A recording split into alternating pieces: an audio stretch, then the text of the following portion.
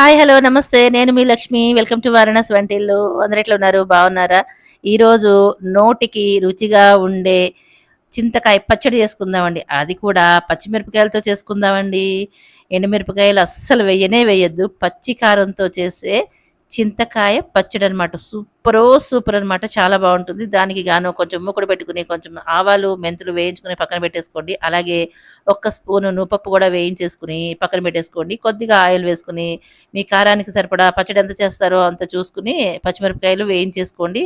వేయించుకున్న పచ్చిమిరపకాయల మీద ఇలా ఇంగువ వేసేసుకోండి.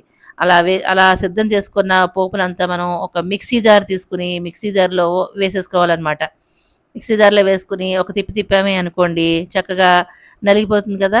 ఈ పచ్చడి మీలో ఎంతమందికి ఇష్టమో కామెంట్‌లో తెలియజేయాలి మరి. నాకైతే భలే పిచ్చిగా నచ్చేసిందండి. ఇప్పుడు కొంచెం నలిగింది కదా! నలిగిన తర్వాత కొంచెం చిటికెడు పసుపు వేసుకోవాలి. అలాగే ఈ కారానికి సరిపడా మాత్రమే ఉప్పు వేసుకోండి.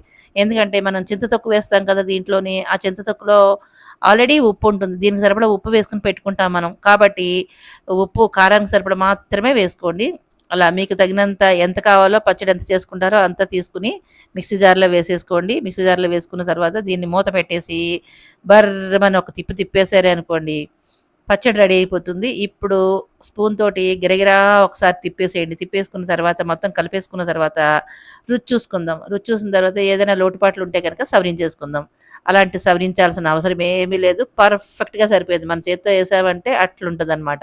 అంతా సరిపోయిన తర్వాత చివరగా కొత్తిమీర కూడా వేసేసుకొని ఒక్క తిప్పేసామే అనుకోండి, చింతకాయ పచ్చడి రెడీ అయిపోతుంది. అలాగే కొద్దిగా పోపు కూడా పెట్టేసేసుకొని పైన వేసేసుకున్నామనుకోండి, అంతా రెడీ అయిపోయినట్టే. ఇంతకీ నచ్చినట్టేనా మీకు? నచ్చితే లైక్ చేయండి, షేర్ చేయండి, సబ్స్క్రైబ్ చేయండి, ఫాలో కూడా చేసేయండి.